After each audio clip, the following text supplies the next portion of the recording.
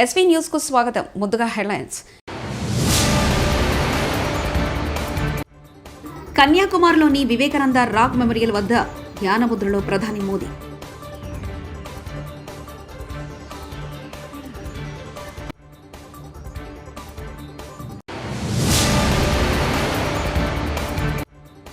ముగుస్తున్న కేజ్రీవాల్ మధ్యంతర బెయిల్ గడువు, భావోద్వేగానికి గురైన సీఎం.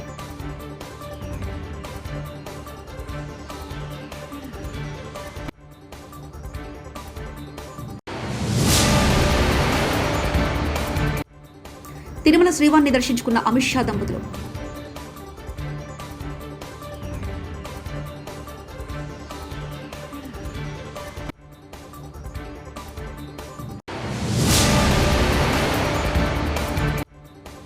తెలంగాణలో పార్టీ పునర్నిర్మాణానికి చంద్రబాబు చర్యలు.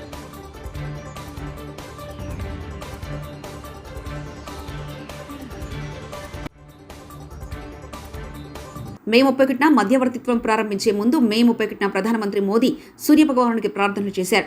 ఎన్నికల ప్రచారాన్ని ముగించుకుని మే 30న ప్రధాని కన్యాకుమారి చేరుకున్నారు. ప్రధాని మోదీ కన్యాకుమారిలోని భగవతి అమ్మన్ ఆలయంలో ప్రార్థనలు చేశారు. మే 31 నుంచి జూన్ 1 సాయంత్రం వరకు ప్రధాని నరేంద్ర మోదీ ధ్యానం చేయనున్నారు. ఆయన ధ్యాన మండపంలో పగలు రాత్రి ధ్యానం చేయనున్నారు.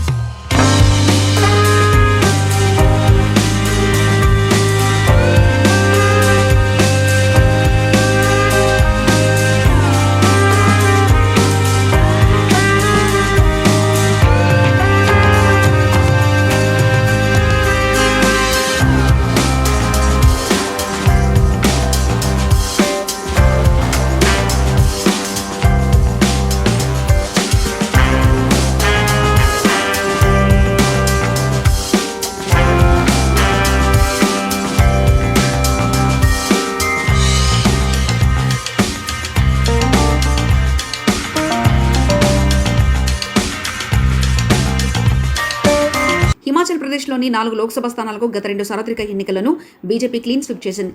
కానీ ఈసారి హ్యాట్రిక్ కొట్టాలన్న కమలనాథుల యత్నాలకు కాంగ్రెస్ నుంచి గట్టి పోటీ ఎదురవుతుంది. ఉత్తరాదిన కాంగ్రెస్ అధికారంలో ఉన్న ఏకైక రాష్ట్రం ఇదే. ఈసారి లోక్సభ ఎన్నికల్లో ఖచ్చితంగా ఖాతా తెరవాలని ఆ పార్టీ పట్టుదలతో ఉంది. బీఎస్పీ కూడా అన్ని చోట్ల బరిలో ఉంది. ఢిల్లీ లిక్కర్ స్కామ్ కేసులో సీఎం అరవింద్ కేజ్రీవాల్కు సుప్రీంకోర్టు ఇచ్చిన మధ్యంతర బెయిల్ గడువు ముగుస్తుండటంతో జూన్ 2న ఆయన తిహార్ జైల్లో పోలీసులకు తిరిగి లొంగిపోనున్నారు. లోక్సభ ఎన్నికల ప్రచారానికి పార్టీ అధినేతగా తనకు బెయిల్ ఇవ్వాలని ఆయన సుప్రీం తలుపులు తట్టిన విషయం తెలిసిందే. విచారించిన ధర్మాసనం ఆయనకు 21 రోజుల పాటు మధ్యంతర బెయిల్ ఇచ్చింది. గడువు ముగినుండడంతో ఎల్లుండి ఆయన తిరిగి తిహార్ జైలుకు వెళ్లనున్నారు. ఈసారి లోక్సభ ఎన్నికల్లో ఆదాయ పన్ను శాఖ జరిపిన దాడుల్లో రికార్డు స్థాయిలో 1,100 కోట్ల విలువ గల నగదు, ఆభరణాలు పట్టుబడ్డాయి. 2019లో 390 కోట్లు పట్టుబడగా దానికంటే 182% అధికంగా ఈసారి నగదు పట్టుబడింది. మే 30వ తేదీ వరకు పట్టుబడిన సొమ్ము దాదాపు 1,100 కోట్లు విలువ చేస్తుందని ఆదాయ పన్ను వర్గాలు తెలిపాయి. తిరుమల శ్రీవారిని కేంద్ర హోంమంత్రి అమిత్ షా శుక్రవారం దర్శించుకున్నారు. ఆయనకు తిరుమల తిరుపతి దేవస్థాన ఈవో ధర్మారెడ్డి, అర్చకులు ఆలయ మర్యాదలతో స్వాగతం పలికారు. అనంతరం గర్భాలయంకు వెళ్లిన అమిత్ షా స్వామివారి దర్శించుకుని మొక్కులు చెల్లించారు. దర్శనానంతరం అమిత్ షాకు రంగనాయకుల మండపంలో పండితులు ఆశీర్వచనం చేశారు. ఈవో ధర్మారెడ్డి స్వామివారి తీర్థప్రసాదాలు చిత్రపటాన్ని అందజేశారు.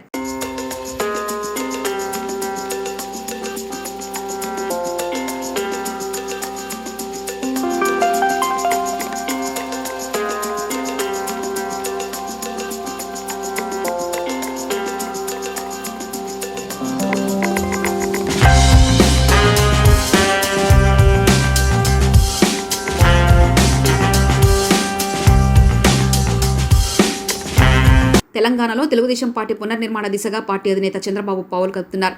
ఈ మేరకు హైదరాబాద్లోని తన నివాసంలో పార్టీ శ్రేణులతో సమావేశం కానున్నారు. సాయంత్రం 4 గంటల్లో జరిగే ఈ సమావేశానికి రాష్ట్ర వ్యాప్తంగా ఉన్న ప్రముఖ నేతలకు ఇప్పటికే ఆహ్వానం అందింది. ప్రత్యేక రాష్ట్రంగా ఏర్పడిన తర్వాత తెలంగాణలో టీడీపీ అంత చురుగ్గాలేదు. అయితే పార్టీకి పునర్వైభవం తెచ్చేందుకు చంద్రబాబు నాయుడు చర్యలు చేపడుతున్నారు. దివ్యాంగులు, సీనియర్ సిటిజన్ కు నేరుగా వెంకటేశ్వర స్వామి ఉచిత దర్శనం కల్పించేందుకు టీడీపీ చర్యలు చేపట్టింది. సోమవారం నుంచి శనివారం వరకు ప్రతిరోజు మధ్యాహ్నం 3 గంటల నుంచి స్వామివారిని దర్శించుకునేందుకు అనుమతించనుంది.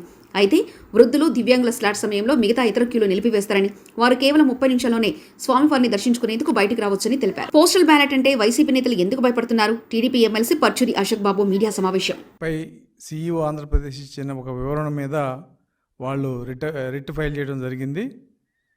విచిత్రం ఏంటంటే అక్కడ కేసుని విత్డ్రా చేసుకునే పరిస్థితి వచ్చిన వైసీపీ అది చెప్పకుండా సీఈఓ గారు ఏదైతే ఒక మెమోని మేము విత్డ్రా చేసుకుంటున్నాం అని చెప్పారో దాన్ని హైలైట్ చేస్తూ అదేదో విజయం సాధించినట్లు, లేదంటే సీఈఓ ఆంధ్రప్రదేశ్ తెలుగుదేశానికి ఏదో ఒక ఫేవర్ చేసినట్టు రకరకాలుగా వాళ్ళకు కావాల్సినట్టుగా వాళ్ళ బ్లూ మీడియా రాసుకోవడం జరిగింది. వాస్తవాలు కూడా తెలియాలి, ప్రజలకు కూడా తెలియాలి. ఇక్కడ సమస్య ఏంటంటే కేంద్ర ఎన్నికల కమిషనర్ 19/7/2023లోనే ఒక సర్కిల్ ఇవ్వడం జరిగింది. ఏమని? పోస్టల్ బ్యాలెట్స్లో తీసుకున్న ఓటు వేసిన సందర్భంలో డిక్లరేషన్ ఇవ్వాలి, ఫారం 13A అని. ఆ డిక్లరేషన్ మీద గెజిటెడ్ ఆఫీసర్ సంతకం పెట్టాలి. పెట్టినప్పుడు ఆ గెజిటెడ్ ఆఫీసరు అక్కడే పోలు ఎక్కడో జరుగుద్దో ఆ పోలీస్ స్టేషన్ సెంటర్ దగ్గర ఉండి ఆయనే సంతకం పెట్టి స్టాంప్ వేసి సీల్ వేసి ఇవ్వాలి. అది ప్రభుత్వం బాధ్యత. ఎక్కడన్నా పొరపాటున సీల్ లేకపోయినా స్టాంప్ లేకపోయినా అటువంటి బ్యాలెట్లని తిరస్కరించొద్దు, వాటిని వ్యాలిడిటీ చేసి కౌంట్ చేయండి అని చెప్పి 2023లోనే కేంద్ర ఎన్నికల కమిషనర్ సర్కులర్ ఇవ్వడం జరిగింది.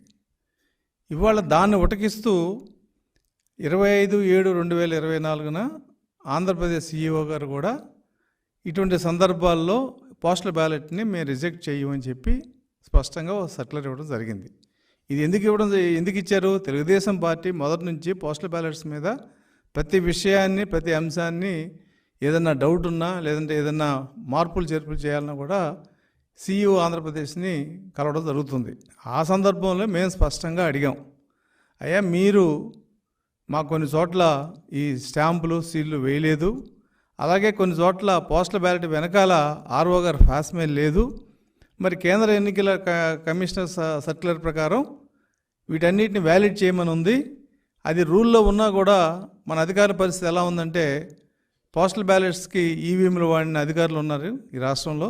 కాబట్టి వాళ్ళకి స్పష్టత కావాలంటే మళ్ళీ మీరు ఒక సర్క్యులర్ ఇస్తే తప్ప దీని మీద స్పష్టత రాదు, లేదంటే అనవసరంగా పోస్టల్ బ్యాలెట్స్ నష్టపోయే పరిస్థితి ఉందని చెప్పి మేము అడిగినప్పుడు ఆయన 25/7/2024 సర్క్యులర్ ఇచ్చాడు.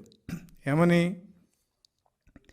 ఈ పోస్టల్ బ్యాలెట్స్ విషయంలో కేంద్ర ఎన్నికల కమిషనర్ ఇచ్చిన దాన్ని యథాతథంగా వివరిస్తూ, ఒకవేళ ఎక్కడన్నా ఈ సంతకాలు అటెస్టింగ్ ఆఫీసర్ సంతకాలు లేకపోతే అటువంటి వివరాలన్నీ కూడా రాష్ట్రంలో ఉన్న అందరు ఆర్ఓలకి పంపించండి అని చెప్పాడు ఆయన.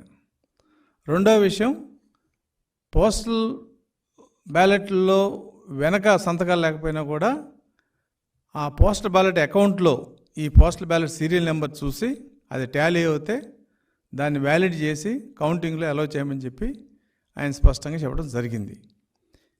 దాన్ని వైసీపీ వాళ్ళు ఏదో నష్టం జరిగిపోయింది, సీఈఓ ఆంధ్రప్రదేశ్ ఒక విచిత్రమైన సర్క్యులర్ ఇచ్చాడు, దేశమంతా ఒక రకంగా పోతుంటే ఈయన ఒక రకంగా పోతానని చెప్పి నానా యాగి చేసి ఆయన కలవడం, వాళ్ళ బ్లూ మీడియాలో వాళ్ళ ఇష్టం వచ్చిన ప్రచారం చేసుకోవడం జరిగింది. అయితే సీఈఓ గారు చాలా స్పష్టంగా చెప్పాడు, నేను నా సొంత నిర్ణయాలు ఏం లేవు, ఇది కేంద్ర ఎన్నికల కమిషనర్ ఇచ్చిన దాన్ని నేను మళ్ళీ తిరిగి అందరికీ చెప్పడం జరిగిందని చెప్పిన మీదట వాళ్ళు హైకోర్టులో వేశారు కేసు. హైకోర్టులో వేసినప్పుడు ఈ కేసు వేసిన వెంటనే సీఈఓ ఆంధ్రప్రదేశ్ కేంద్ర ఎన్నికల కమిషనర్ గారికి లెటర్ రాసి నేను ఇచ్చిన క్లారిఫికేషన్ మీద మీ అభిప్రాయం తెలపండి అని చెప్పి ఆయన అడగడం జరిగింది. నిన్న వెంటనే కేంద్ర ఎన్నికల కమిషనర్ చాలా స్పష్టంగా చెప్పింది, అటెస్టేషన్ ఫారం 13 మీద అటెస్టేషన్ ఆఫీసర్ సంతకం పెట్టి సీలు కానీ ఆయన స్టాంపు కానీ వేయకపోతే అటువంటి బ్యాలెట్లని తిరస్కరించడానికి వీలు లేదు, కాబట్టి అటన్నిటిని కూడా కౌంట్లో తీసుకోవాలని చెప్పి వాళ్ళు ఇమ్మీడియట్గా సెక్రటరీ కేంద్ర ఎన్నికల కమిషనర్ ఒక లెటర్ రాయడం జరిగింది. కోర్టులు దీన్ని ప్రొడ్యూస్ చేయడం జరిగింది. అప్పుడు వీళ్ళకి గొంతులు వెలకబడింది. ఏం చేయాలి? అయితే కేసు డిస్మిస్ అవుద్ది, లేదంటే మళ్ళీ వేరే అప్పీల్ వేసుకుని కేంద్ర ఎన్నికల కమిషనర్ ఇచ్చిన మెమోని మేము ఛాలెంజ్ చేస్తామని కోర్టుకు చెప్పిన దాని మీద కోర్టు కూడా అంగీకరించి మీరు దాన్ని ఛాలెంజ్ చేయండి అని చెప్పడం జరిగింది. అయితే ఇక్కడ సిఇఓ ఆంధ్రప్రదేశ్ గారు ఏం చేశారంటే, ఈ ఆర్ఓ ఎవరైతే ఉన్నారో వాళ్ళ దగ్గర అటెస్టేషన్ చేసిన అధికారి యొక్క వివరాలు రాష్ట్రంలో అందరు ఆర్ఓలకు పంపించండి అని చెప్పి ఒక చిన్న మెమో ఇచ్చాడు ఆయన 27/5/2024. ఈ మెమో అనేది ఒకవేళ పార్టీలకు అభ్యంతరకరం అయితే దాన్ని నేను విత్డ్రా చేసుకుంటున్నా అని చెప్పి కోర్టులో చెప్పడం జరిగింది. ఆయన పోస్టల్ బ్యాలెట్ మీద సంతకాలు ఉండి స్టాంప్ లేకపోయినా సీల్ లేకపోయినా వాటిని కౌంట్ చేయాలి అన్న దాని మీద ఎక్కడ వెనక తగ్గల. కేవలం అటెస్టింగ్ ఆఫీసర్ యొక్క వివరాలని రాష్ట్రం అంతా పంపించే విషయంలోనే అది మేము విత్డ్రా చేసుకుంటామని చెప్పడం జరిగింది. వైసీపీ వాళ్ళు ఏం చెప్తున్నారు? ఎన్నికల కమిషన్ విత్డ్రా చేసుకున్నాడు కాబట్టి నిజామాబాద్ జిల్లా ఆరుమూరు మున్సిపాలిటీలో చైర్పర్సన్ వన్నెల్ దేవి లావణ్య అధ్యక్షతన సాధారణ సమావేశాన్ని నిర్వహించారు. అనంతరం చైర్పర్సన్, వైస్ చైర్మన్ మున్నోబాయ్, కమిషనర్ రాజు, 19వ వార్డు కౌన్సిలర్ జీవి నరసింహారెడ్డిలు మాట్లాడుతూ సమావేశంలో 39 అంశాలను తీసుకోవడం జరిగిందని, అన్ని అంశాలను సభ్యులు ఆమోదించారని తెలిపారు. గతంలో ఉన్న కమిషన్లు ఓపెన్ అసైన్డ్ భూములకు నంబర్లు కేటాయించారని, దీనిపై కౌన్సిల్ సభ్యులు సర్వే చేయించాలని తీర్మానించడం జరిగిందని కమిషనర్ రాజు తెలిపారు. ఈరోజు మున్సిపల్లో సాధారణ సమావేశం నిర్వహించడం జరిగింది. సమావేశంలో 39 అంశాల మీద చర్చించి ఆమోదం తెలపడం జరిగింది. ఈ మీటింగ్కి సహకరించిన పాలకవర్గ సభ్యులందరికీ ధన్యవాదాలు. आज आरमोर म्यूनसिपल में आज जो मीटिंग हुई, मुख्तसर दैनिक की जो छोटे मोटे काम थे वो काम की मीटिंग हुई. सब काउंसलर मिलके, चेयरमैन मैडम, कमिश्नर सब मिलके आज मीटिंग करे. थोड़ा बहुत जो भी काम है वो काम करेंगे बोल के भी बोले मैडम, और जो पेंडिंग भी है सब भी काम करेंगे बोल के मैडम भी बोले. और हम रेवंत रेड्डी अनाकान से विनय रेड्डी अनाकान बोल के जो फंड का बोल के हम काम करेंगे बोल के भी हमें शुक्रिया. చైర్పర్సన్గా శ్రీమతి వన్నెల్ దేవి లావణ్య అయ్యప్ప శ్రీనివాస్ గారు ఎన్నికైన తర్వాత ఈరోజు మొదటి సర్వసభ సమావేశం నిర్వహించుకోవడం జరిగింది. ఈ సమావేశంలో 39 అంశాలని మనం చర్చించి ఆమోదించడం జరిగింది. అందులో ఒక అంశానికి సభ్యులు దాని అవసరం లేదని చెప్పారు. మనకు అంశం అంటే ట్రాఫిక్ సిగ్నల్స్ది మనం మెయింటైన్ చేయడం ఎందుకు, సిఐ కొంత మన దగ్గర ట్రాఫిక్ పోలీస్ స్టేషన్ అయింది కాబట్టి వాళ్ళకి ఇవ్వండి అని చెప్పారు. కాబట్టి వాళ్ళతో ఒకసారి చర్చించిన తదుపరి మనం ఆ డిసిషన్ తీసుకోవడం జరిగింది. ఆ అంశం తప్ప మిగిలిన అంశాలన్నీ కూడా సభ్యులు ఆమోదం తెలపడం జరిగింది. అలాగే ఓపెన్ ప్లాట్లలో కూడా నంబర్స్ ఇచ్చారు. ఇంకా చాలా రోజుల నుంచి అలాగే జరుగుతుంది.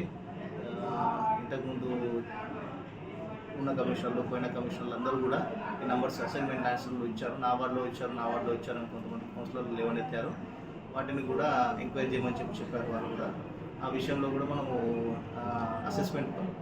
కొత్త అసెస్మెంట్ ప్రక్రియ జరుగుతుంది. మనం టీమ్ డేస్ చేసేస్తున్నాం కాబట్టి అక్కడ మనకు ఎన్ని ఉన్నాయి, కొత్తగా ఎన్ని నెంబర్లు ఉన్నాయి, ఓపెన్ ప్లాట్స్ అనేది కూడా జరుగుతుందని వాళ్ళకి చెప్పడం జరిగింది. అది కూడా వచ్చిన తదుపరి వాటిని డియాక్టివేట్ చేయడము, కన్సర్న్డ్ ఆఫీసర్స్ మీద రెస్పాన్సిబిలిటీ కూడా ఫిక్స్ చేయడం అనేది జరుగుతుంది. ఏదైనా ల్యాప్సెస్ ఉన్నట్టు తేలితే దాని మీద మీరు చర్యలు తీసుకుంటారా అంటే, గతంలో ఏమన్నారంటే ఎంక్వైరీ చేపిస్తామని మున్సిపల్ మీటింగ్లో చెప్పడం జరిగింది. ఏదైతే ఇరిగేషన్ స్థలంలో కన్యాకుమారిలోని వివేకానంద రాక్ మెమోరియల్ వద్ద ధ్యానముద్రలో ప్రధాని మోదీ.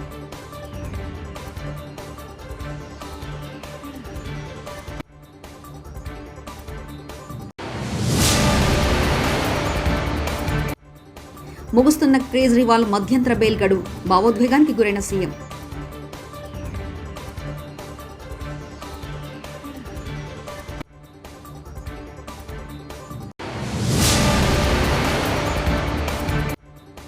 తిరుమల శ్రీవారిని దర్శించుకున్న అమిత్ షా దంపతులు.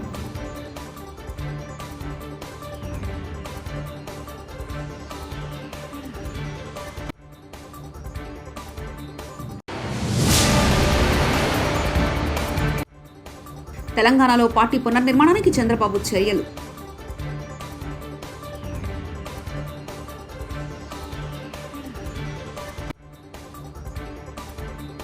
ఇవి బులెటిన్ విశేషాలు. చూస్తూనే ఉండండి ఎస్వీ న్యూస్.